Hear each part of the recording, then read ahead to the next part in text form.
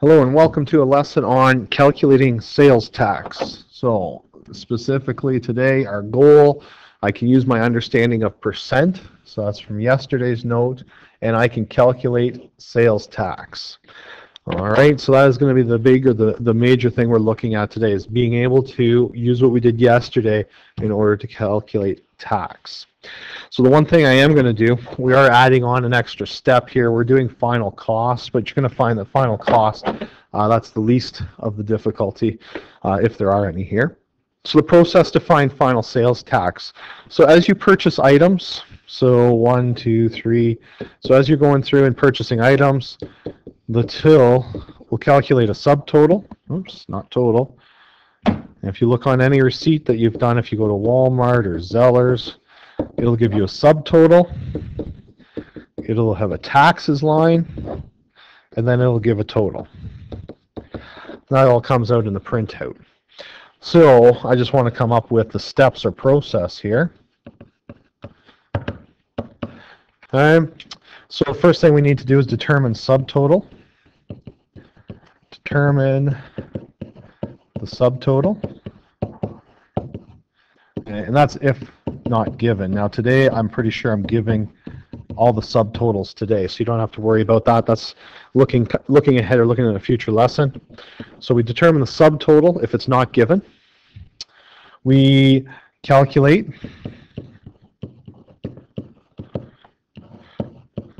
our percentage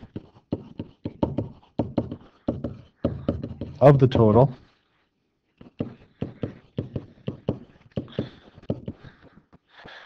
Okay, and I'm going to show an example of that. And then we add our taxes and subtotal together.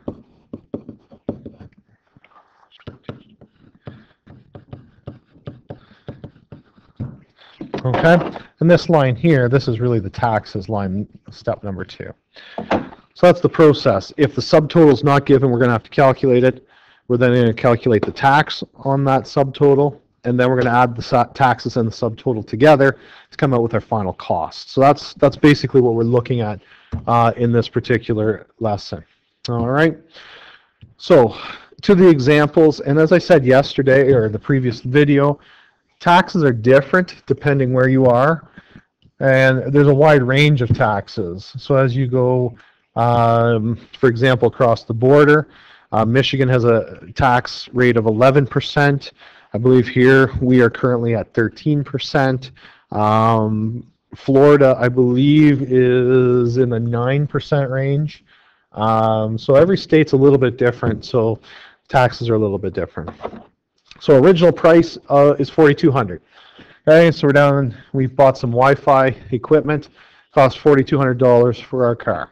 So how do we do this? I'm going to show all the steps. First thing, we got to convert this 6% to a decimal. So 0.06, and we do that by dividing by 100.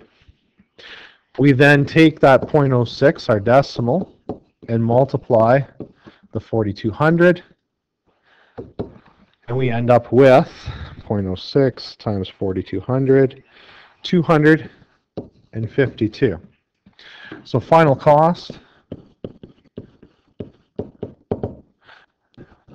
$4,200 plus taxes. So for $4,200, you're paying $252 in taxes on top of that. So this also gives you a feel for how much taxes are really adding to the cost of stuff that you are purchasing.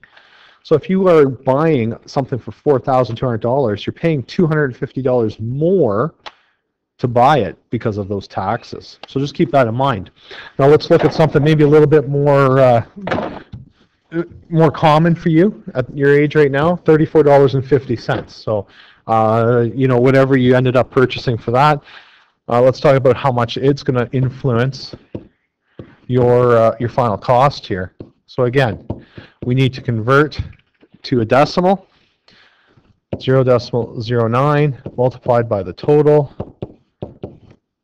So on a $34.50, our taxes, when I calculate that, you have to pay an extra $3.11.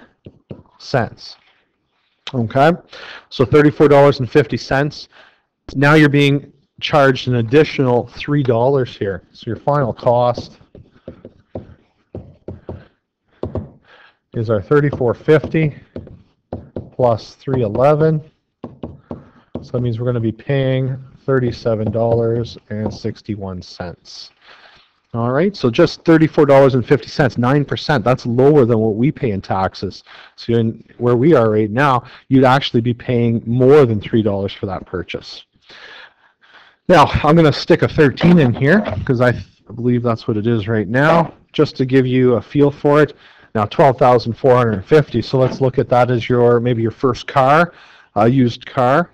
So 13%, that's going to equal 0.13, and I did that by dividing by 100.